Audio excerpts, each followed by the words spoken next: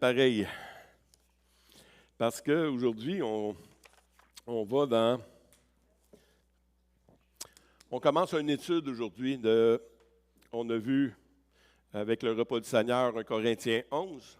Aujourd'hui et dans les prochaines semaines, à part la semaine que je m'en vais puis je reviens, c'est pas moi qui prêche, il va y avoir Alexandre qui va prêcher la fin de semaine du 16, le 16 je pense. Et puis l'autre semaine après, c'est avec Daniel Bourassa. Donc, je ne préparerai pas un message pendant que je suis en vacances. Non, il n'y en a pas question. Donc, ça va aller après.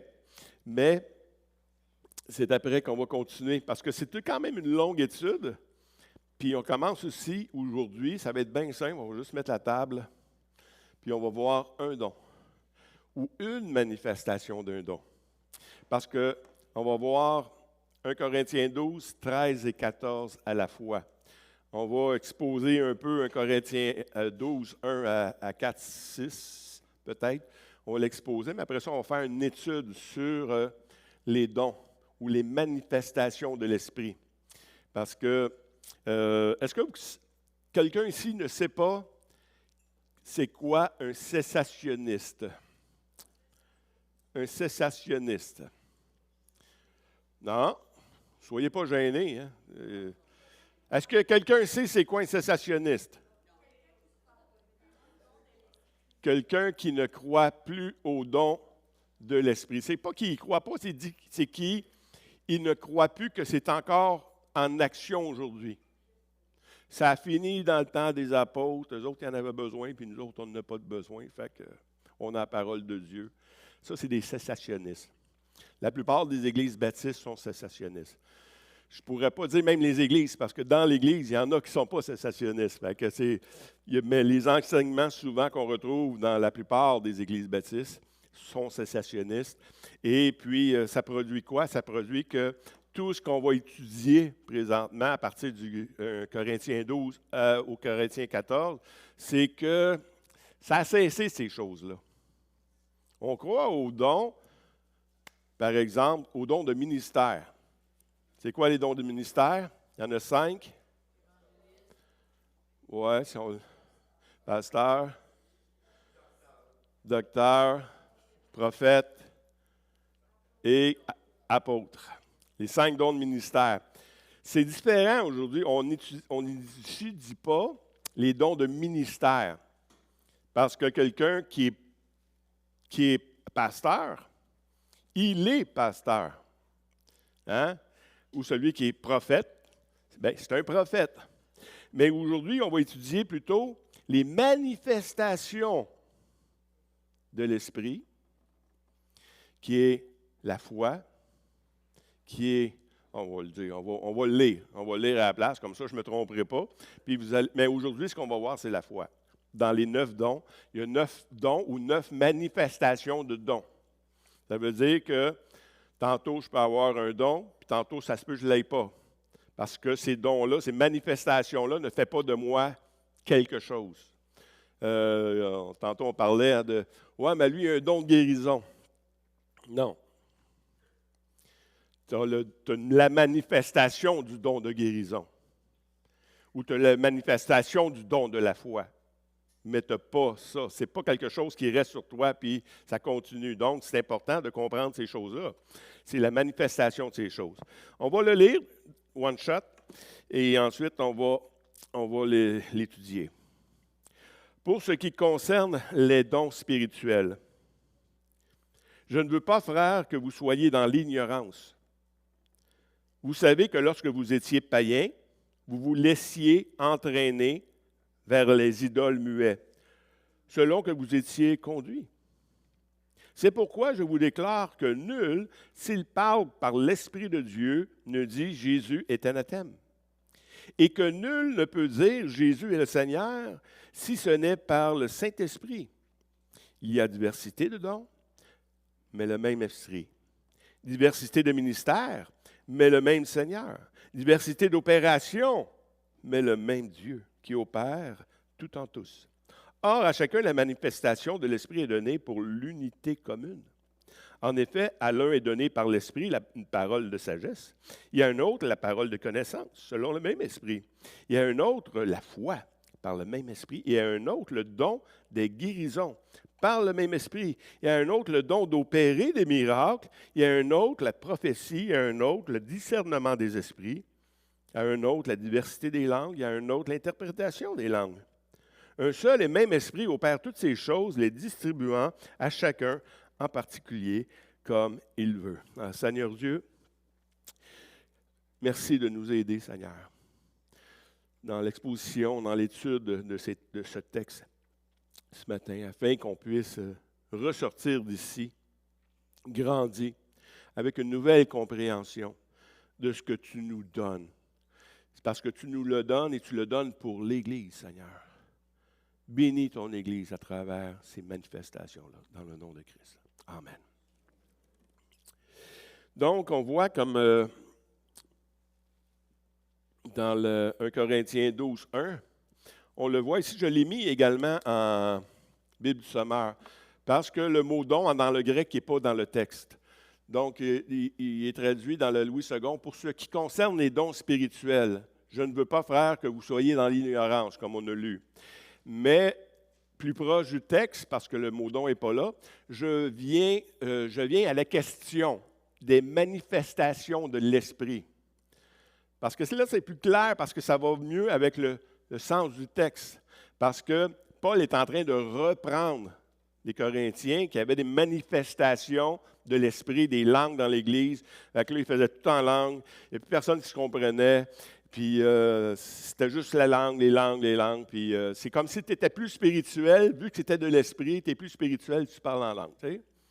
Et puis on a eu toutes les années qui ont suivi jusqu'à, là, pas tellement longtemps, dans les églises Pentecôte, là, 50, 75 ans, ceux qui parlaient en langue étaient assis en avant, puis ceux qui ne parlaient pas en langue étaient assis en arrière. Voyez-vous le problème? Le problème persiste. Tu n'es pas plus spirituel parce que tu pries en langue. Tu n'es pas plus spirituel. Fait qu'arrêtez de faire ça. Le but de l'Église, c'est le commun. C'est qu'ensemble, on puisse se comprendre, qu'on puisse vivre l'Évangile.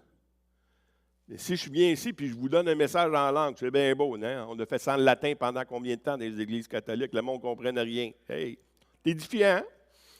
Il parlait bien, le monsieur, on ne comprenait rien. Mais c'est la même chose. Il faut faire attention à ces choses-là. Le but de Paul ici, c'est de reprendre l'Église de Corinthe. Il y avait un problème. Vous ne vous attendez pas les uns les autres quand vous prenez le repas du Seigneur. Ensuite, quand vous vous assemblez, vous commencez à parler en langue. Puis là, il n'y a plus d'enseignement, il n'y a plus rien parce qu'il n'y a pas d'interprétation. Faites attention à ces choses-là. Vous aimez les choses spirituelles parce que les autres, ils viennent de quoi? Ils viennent de où, ces gens-là? On va le voir le prochain passage. De 1 Corinthiens 12, 2 et 3. Vous savez que lorsque vous étiez encore païens, vous vous laissiez entraîner vers les idoles muets. On se laissait entraîner vers les idoles muets. Il y avait des... quelqu'un sait où ce qui est Corinthe? C'est en Grèce. Pas loin de là, peut-être 100 km à côté, il y a Athènes. Et à Athènes, Paul, il a passé là, puis il dit, hey, je vois que vous êtes vraiment très religieux et que vous avez beaucoup d'idoles. Et j'en ai vu un qui était marqué à une idole inconnue, hein, un Dieu inconnu. C'est de celui-là que je vais vous parler. Mais c'est ça, les Grecs étaient attirés par tout ce qui était des choses mystiques. Puis quand il en trouvait un, bien, il embarquait là-dedans à fond. C'était pas juste à peu près, là. Il embarquait à fond. Fait qu'il y avait un problème. Et puis, vous vous laissez conduire, entraîner vers des idoles muets selon que vous étiez conduits. C'est pourquoi je vous déclare que nul, s'il parle par l'Esprit de Dieu, ne dit Jésus est anathème, et que nul ne peut dire Jésus est le Seigneur si ce n'est par le Saint-Esprit. C'est parce que il y en a qui disent, ouais, mais là, vous savez, quand on a suivi des choses, moi, je n'ai pas trempé là-dedans. Est-ce qu'il y en a ici qui ont trempé dans l'occultisme? Oui? Un peu? Ça paraît. Non.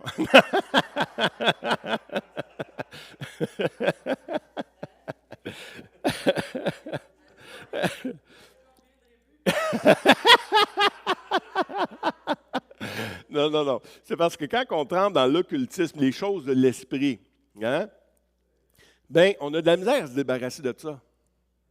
Communiquer avec les morts, le voyage astral, toutes ces affaires-là, là, tu deviens chrétien, mais là, tu dis, là, je peux-tu encore, tu peux encore. Mais c'est la condition des gens de Corinthe, là. Ils ont vécu ces choses-là. Et puis le danger, c'est de vouloir garder ces choses-là.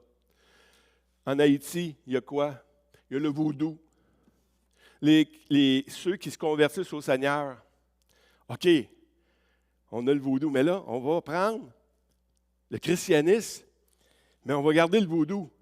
Puis on va le compléter. Fait que là, ça va me donner la sécurité éternelle, mais je vais continuer à vivre dans ces choses-là. C'est danger. Danger. Bien, c'est ça, c'est un peu des choses de même qui se passaient dans l'Église. Donc, il y avait des gens qui disaient que Jésus est anathème dans l'Église, ça veut dire que Jésus n'est pas le Seigneur, et ainsi de suite. Mais non, si tu parles par l'Esprit ne dira jamais ça. Puis, il n'y a personne qui peut dire que Jésus est Seigneur si ce n'est par l'Esprit également.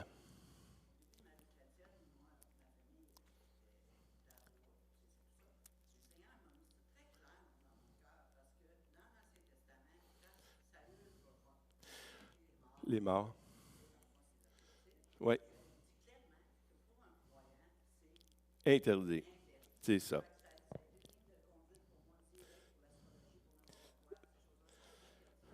Tu as été béni. Parce qu'il y en a qu'il faut qu'ils apprennent beaucoup longtemps. J'ai déjà évangélisé un monsieur qui faisait des voyages astrales. Je n'ai jamais parlé de ses voyages astrales. J'ai parlé du Seigneur Jésus. Le Seigneur Jésus, tu vas te parler de tes voyages astrales. Il va te convaincre que c'est pas bon. Donc, ainsi de suite. Donc, on voit le contexte un peu de ce que Paul est en train d'écrire ici. On peut aller plus loin un peu.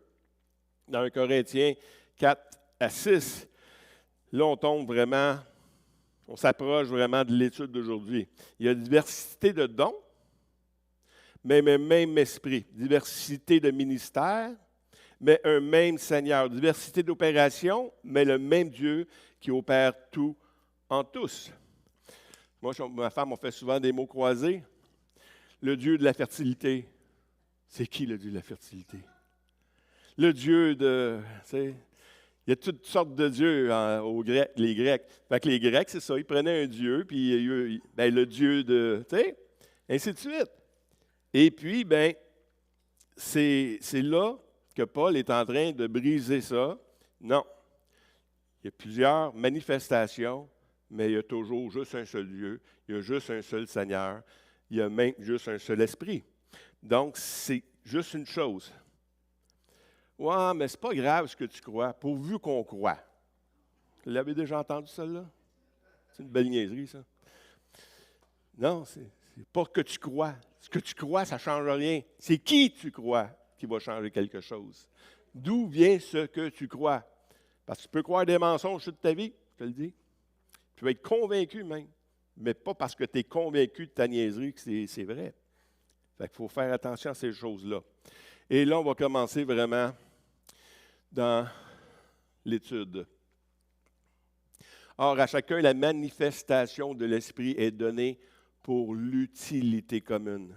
Très important à retenir, c'est un verset clé de l'étude, c'est pour l'utilité commune. Ce n'est pas pour que tu sois meilleur ailleurs, c'est pour se servir les uns les autres que Dieu donne des dons. Fait que là, on part. En effet, à l'un est donné par l'Esprit une parole de sagesse et à un autre une parole de connaissance selon le même esprit. Et à un autre la foi par le même esprit, et à un autre le don de guérison par le même esprit, et à un autre le don d'opérer des miracles, et à un autre la prophétie, et à un autre le discernement des esprits, et à un autre la diversité des langues, et à un autre l'interprétation des langues. Il y a 9 dons dans ce passage-là. 9 dons qu'on va étudier. Aujourd'hui, on va juste voir la foi. On va commencer par le plus facile pour moi. Après ça, on va aller de plus en plus dur, de plus en plus compliquer les choses. Mais si on considère les choses selon Dieu, ce n'est pas vraiment compliqué. C'est très simple. Dieu nous donne des choses pour nous bénir. Il faut les comprendre, ces choses-là. Mais c'est quoi l'utilité commune? Parce que vu qu'on a compris que les dons que Dieu nous donne, c'est pour l'utilité commune, est-ce que je peux faire les dons pour la propre utilité? Des fois oui, des fois non. Dans les 9 dons, il y a des dons qu'on va mélanger il y a des manifestations des dons qu'on va mélanger aussi, comme le don de la foi et le don de guérison qu'on va voir. Mais il y a des dons comme le don des langues et le don d'interprétation des langues, c'est 2 dons qui se manifestent ensemble, et ainsi de suite. Mais je veux me fier un peu à Kenneth Hagin qui l'a bien classifié, je crois, par 3 catégories. Ces 9 dons sont dans 3 catégories différentes. Et aussi, José Pinard. Vous connaissez José Pinard? Quelques-uns. Bien, José Pinard l'explique bien aussi. C'est un Québécois. Il fait penser un peu à Réal Gaudreau, son expression vocale. Il parle pareil. Donc, c'est intéressant de voir comment les gens interprètent ces choses-là. Mais Kenneth Hagin le met dans 3 catégories. Première catégorie, les dons qui révèlent les choses. Les dons de révélation. Ça veut dire la parole de sagesse, la parole de connaissance, le discernement des esprits. 3 dons. Et il place toujours le premier don, le plus important. Le don de sagesse est plus important que la parole de connaissance et le discernement des esprits, parce que lui, il va opérer d'une manière dans la connaissance et dans l'esprit également. Donc, c'est intéressant de retenir ces choses-là. Deuxième catégorie, les dons qui parlent, les dons vocaux. Il y a la prophétie, diversité des langues et l'interprétation des langues. Encore une fois, le plus puissant, c'est la prophétie. Parce que la diversité des langues et l'interprétation des langues doivent être ensemble pour produire quelque chose dans l'Église. Si tu n'as pas les 2, ça ne donne rien, ou presque. Et la 3e catégorie, ici, le don qui agisse, ou qu'on appelle aussi les dons de puissance, la foi, la guérison et d'opérer des miracles. C'est bien marqué ici, la foi, des guérisons et des miracles. Et le plus grand de ces 3, c'est la foi. Parce qu'avec la foi, tu peux avoir le don de guérison, puis tu peux avoir la manifestation des miracles aussi. Donc, on voit que les 3 sont intéressants. Et aujourd'hui, on va voir la foi. La foi. La première foi qu'on a, je pense qu'on l'a tous quand on vient au Seigneur, c'est la foi naturelle ou la foi charnelle. Hein? C'est une foi au plus bas de « je t'ai dit quelque chose, je te crois » ou « je ne te crois pas ». Mais la foi charnelle aussi, il dit « ouais, mais moi, je n'ai pas la foi ». Mais là, tu crois que tu n'as pas la foi. Fait que tu crois toujours, soit le mensonge, soit la vérité. Mais on croit tous quelque chose. On continue. Mais la foi reste au niveau physique. Mais veux-tu savoir, ô homme, vain, que la foi sans les œuvres est inutile. Donc, là, il y a quelque chose. La foi commence à grandir, la foi commence à se manifester dans quelque chose. Et puis, on va un petit peu plus loin, là. Ensuite, il y a la foi qui commence à être spirituelle. On commence à croire, puis cette croyance-là est inspirée par quelque chose qui est spirituel. Comment donc invoqueront-ils celui qu'ils n'ont pas cru? Et comment croiront-ils en celui dont ils n'ont pas entendu parler? Et comment entendront-ils parler s'il n'y a personne qui prêche? Donc, la parole de Dieu produit la foi. La foi, la vraie foi, la foi qui commence à être vivante, une foi spirituelle. Donc, c'est le 2e type de foi. Ainsi, la foi vient de ce qu'on entend, et ce qu'on entend vient de la parole de Christ. Ça produit la foi en nous. C'est surnaturel. Et ensuite,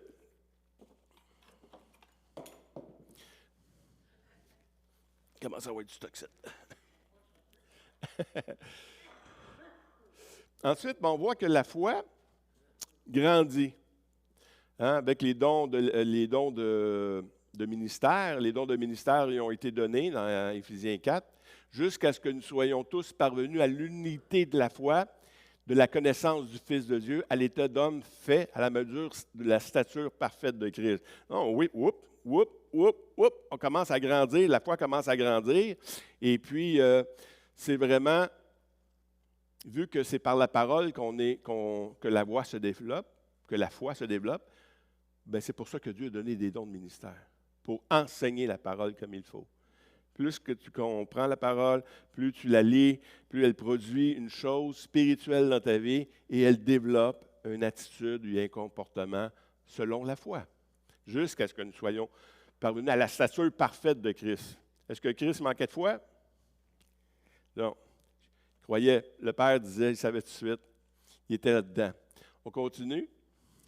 Puis il leur dit, c'est là ce que je vous disais, lorsque j'étais encore avec vous, qu'il fallait que s'accomplisse tout ce qui est écrit de moi dans la loi de Moïse, dans les prophètes et dans les psaumes. Donc, oui, il y a la parole, mais la parole sans l'esprit ne produit rien.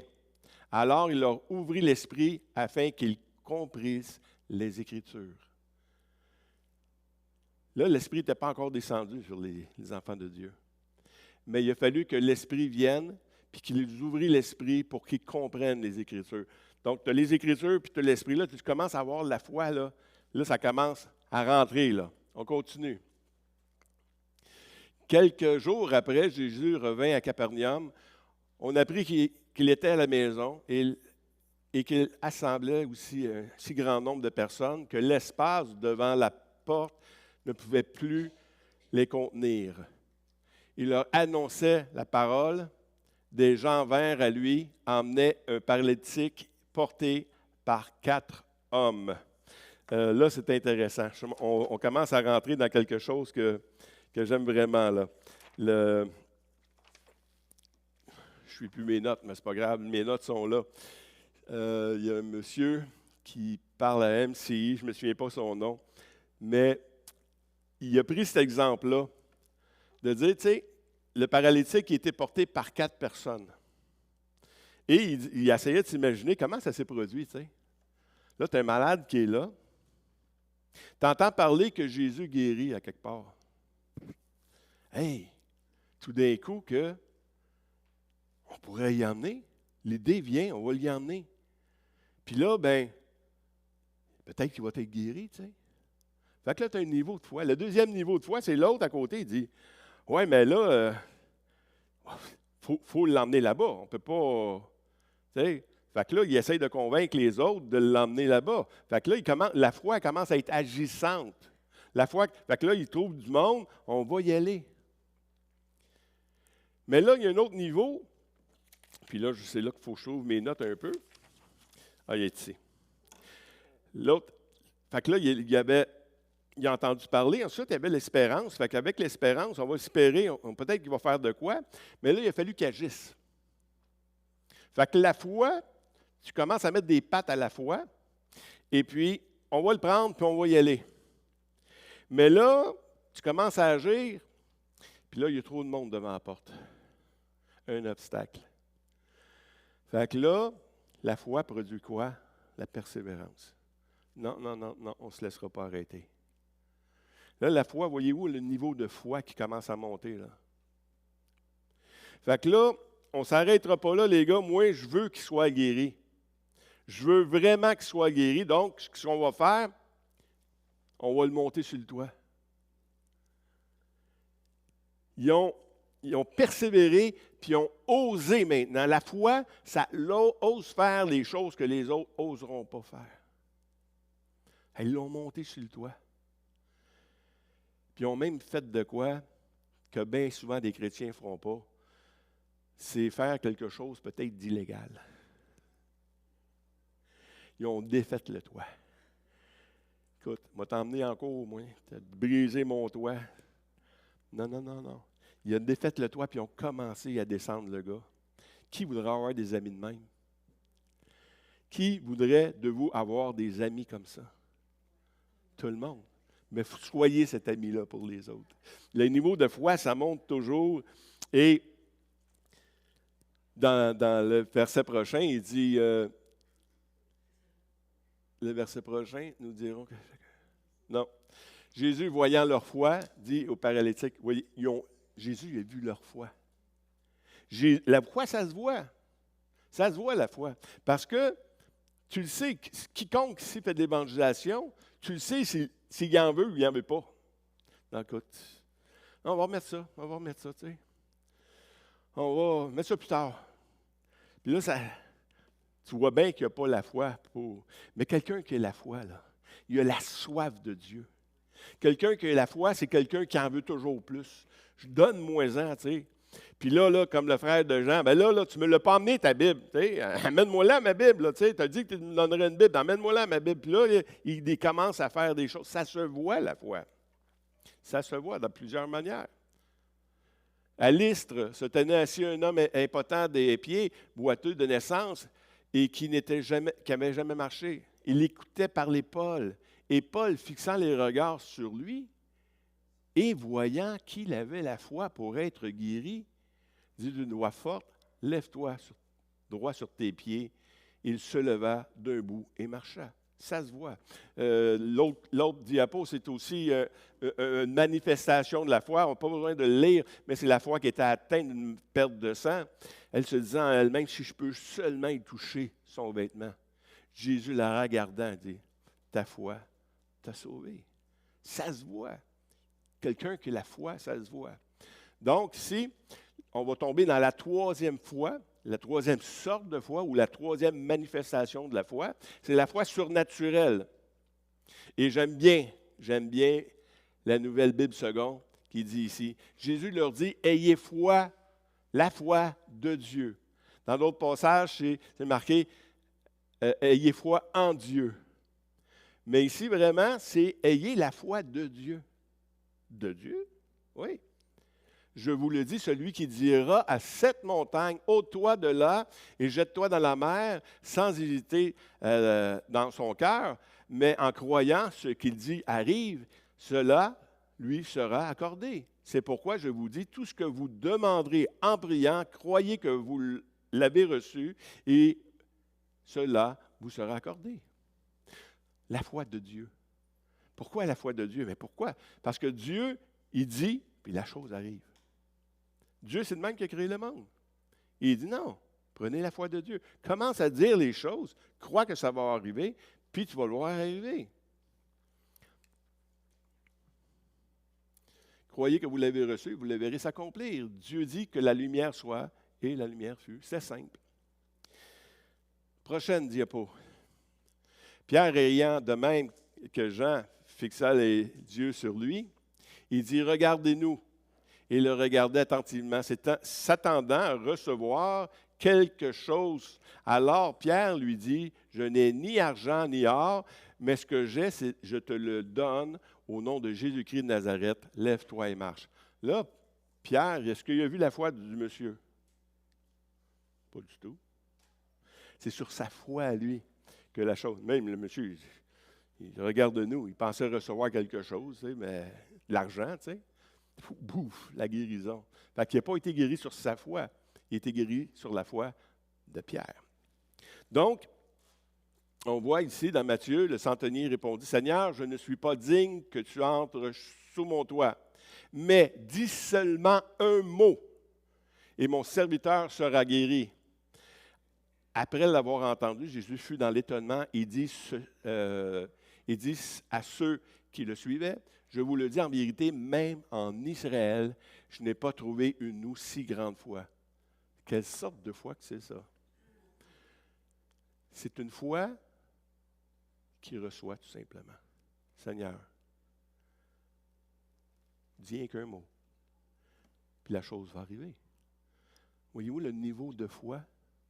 C'est pas qu'on a un a plus de foi que l'autre, c'est l'application de la foi est différente chez chacun et chacune. Et ici, on voit que ce monsieur-là, le centenier, même en Israël, cette foi-là n'a pas été remarquée. Non, non, Seigneur, même pas besoin de venir, il fait juste dire de quoi. Ça va être guéri, tu sais. Avez-vous été dans des réunions de guérison, de réveil? J'en connais moins de 10 ici. Là. On est allé dernièrement. Mais qu'est-ce qui se passe dans les réunions de réveil souvent? Et c'est ce que je déteste dans ces réunions-là. C'est que c'est des gens qui professent la foi. Et pendant qu'ils vont prier pour la guérison de quelqu'un, mais là, oui, ça ne marche pas. Donc là, ils commencent à parler plus fort un peu. Au nom de Jésus. Au nom de Jésus. Puis là, ça ne marche pas encore. Fait que là, il va commencer à te pousser un peu pour que tu tombes peut-être. Puis là, il va commencer à crier. À crier. Au nom de Seigneur Jésus, sois guéri. Écoute, tu es en train de me dire là, que tu n'as pas la foi. Là. Ils veulent y croire. Ça vous fait penser à quoi? C'est qui t'essaye de convaincre? Qui t'essaye de convaincre? Tu sais? Essaye pas de convaincre. Non, la foi, la vraie foi, là, c'est celle qui s'attend vraiment à Dieu. Je n'ai jamais vu Jésus faire ça, moi. Jamais. Jamais vu les apôtres non plus. Ce que j'ai, je te le donne. That's it. C'est fait. Tu sais? La vraie foi, là, ça se compare à ça. Arrêtez d'essayer de provoquer des choses. Moi, ça me fait penser aux prophètes de Baal qui sont fait niaiser par le prophète. Hey, peut-être criez plus fort, peut-être qu'il dort, il est peut-être en voyage, tu sais. Non, non, mais c'est une réalité. Puis nous autres, on fait la même chose. Arrêtez de prêcher le message de la foi si vous ne le croyez pas. La foi, c'est quelque chose que tu crois, simplement. Tu as juste à le dire, puis ça va arriver. Arrêtez de provoquer des choses. Ce n'est pas par votre attitude. Hein? Quand Pierre il a vu ce monsieur-là, il a dit... les autres, ils le regardaient. Ils disaient, pensez pas, c'est à cause de notre piété qu'on a fait marcher cet homme-là. C'est juste au nom du Seigneur Jésus, tu sais. Démontrez votre foi. Il y en a un autre monsieur qui prêchait là-dessus, puis je ne me souviens pas c'est qui, c'est Oral Robert ou un autre. Mais peu importe. Tu sais, la guérison, là, des fois ça arrive, des fois ça n'arrive pas. Nous, on ne guérit pas. Soyez sûrs là-dessus, nous, on ne guérit pas. C'est le Seigneur Jésus qui guérit par une manifestation, qui fait ces choses-là. Et puis ça ne nous appartient pas non plus, la guérison. Moi, je dois prier. Là, je prie, là. La guérison, ça appartient à Dieu. Puis, ce n'est pas parce que ça a marché ou ça n'a pas marché que je passe à l'autre. À l'autre, je vais continuer à prier pareil. Puis je vais passer à un autre. Le Seigneur, il dit, le commandement, c'est d'aller prier. Allez prier pour les malades. C'est ça, quand il envoyait des disciples, allez prêcher la parole, allez guérir les malades. Fait que,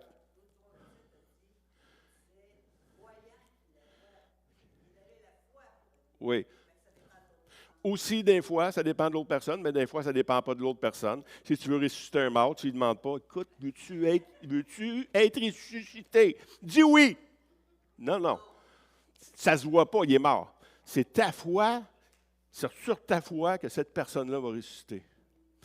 Mais, non, c'est parce que je veux faire attention à ça, parce que souvent, ceux qui prêchent des choses de même vont dire, c'est parce que tu n'avais pas la foi que tu n'as pas été guéri.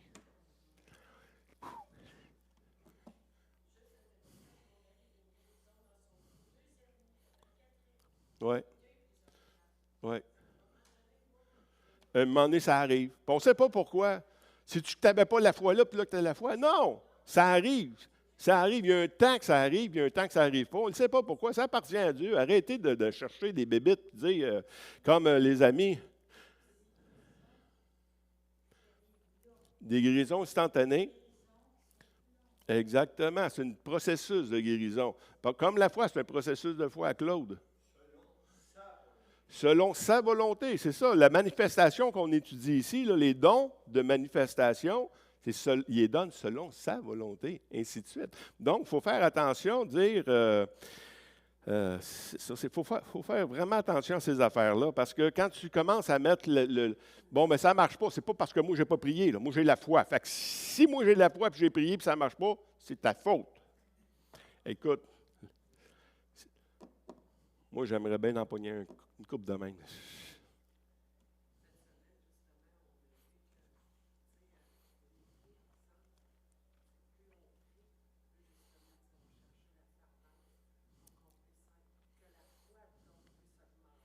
Exact. Oui. La guérison arrive, exactement. C'est pareil comme ouais. Ben, il y a l'autre exemple, quand que Jésus puis Pierre Jean-Jacques qui ont descendu de la montagne, puis là, ils voient les autres apôtres qui sont là, puis ils amènent un démoniaque, je pense, un jeune qui se garochait dans le feu, là. Puis, je ne sais pas quelle sorte de maladie qu'il avait, épilepsie, j'imagine. Et puis, il dit, ouais, j'ai prié tes gars, puis ils n'ont pas été capables, eux autres. Il dit, c'est à cause de la foi.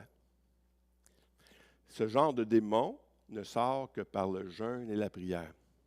OK, on va prier, on va prier. Ah, j'ai prié 3 heures. On peut-tu aller prier pour les malades? Non, non, non, tu ne comprends pas. Le jeûne et la prière, c'est que ça produit en toi, que ça t'enlève ton incrédulité pour pouvoir prier pour ces choses-là.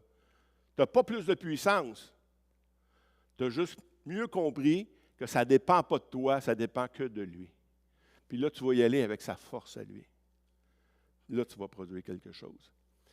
Parce qu'on peut aller dans l'autre côté et dire, ah, c'est parce qu'on a prié que vous êtes guéris. Non. Oui, on peut prier, mais si je prie pendant 10 heures, c'est parce que j'ai prié 10 heures pour toi que tu es guéri. Non, non, non, écoute.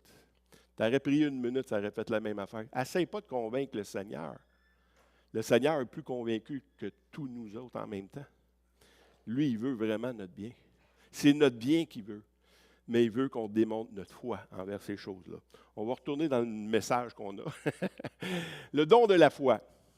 Le don de la foi, ou dans 1 Corinthiens 12, 9, il dit un autre la foi par le même esprit et un autre le don des guérisons par le même esprit. C'est quoi la différence entre les deux? Parce qu'il y en a un là-dedans qui reçoit, puis l'autre fait, agit. Comprenez-vous? La foi, c'est le don de la foi, c'est que je reçois quelque chose. Je n'ai pas besoin de m'inquiéter. Je ne m'inquiète pas. Je ne m'inquiète pas. Le Seigneur l'a dit qu'il était pour le faire. Pourquoi je m'inquiéterais? La foi, le vrai don de la foi, c'est celui qui reçoit. Et on va voir avec les autres passages, parce que ce qui ressemble le plus à ça, c'est la foi qui nous a été donnée pour notre salut. Car c'est par la grâce que vous avez été sauvés par le moyen de la foi. Et cela ne vient pas de vous, c'est le don de Dieu. Ce n'est point par les œuvres, afin que personne ne se glorifie. Comment avez-vous été sauvés? Ah, c'est parce que je le voulais vraiment. Non, mais le Seigneur m'a vu. Puis là, ben, il a dit, là, je ne peux pas me passer de lui, il faut que je le sauve. Tout est motivé par son amour à lui. Et le don qu'on a eu pour être sauvé, parce que c'est un don, c'est même pas sur notre foi, c'est sur la foi de Dieu qu'on a été sauvé. Le don de la foi nous a été donné, puis on a seulement reçu. On aurait seulement, tout ce qu'on a fait pour être sauvé, c'est ce qu'on a reçu. Prochain passage, il nous dit la même chose. Mais à tous ceux qui l'ont reçu, à ceux qui croient en son nom, il a donné le pouvoir de devenir enfants de Dieu, lesquels sont nés non du sang, ni de la volonté de la chair, ni de la volonté de l'homme, mais de Dieu. C'est sa volonté à lui qui a décidé de nous sauver. Mais le don de la foi, là, c'est ça. C'est qu'il reçoit tout simplement. On a tous eu une partie de ce don-là. Ben écoute, oui, je ne peux pas rien donner, je ne peux pas rien faire. Ce n'est pas parce que je prie, ce n'est pas parce que je ne peux pas contribuer à mon salut. Il a tout fait. Puis là, ben, c'est ça le don de la foi. Mais ça représente ça, c'est en petit. Mais là, le don de la foi, le vrai, c'est que lui, il va opérer dans différentes choses. Il va nous libérer de nos dangers. Il va nous donner, il va nous rendre capables de recevoir, d'être nourris même, de recevoir le miraculeux, et ainsi de suite. On va voir quelques exemples, mais pas trop, parce qu'il est déjà tard. Daniel, par exemple, bon, ça c'est un des exemples de Daniel, là, dans la fosse à Lyon, là, ou bien dans la fournaise, celle-là? La fournaise, bon. Si vous ne l'adorez pas, vous serez jeté à l'instant même au milieu d'une fournaise ardente.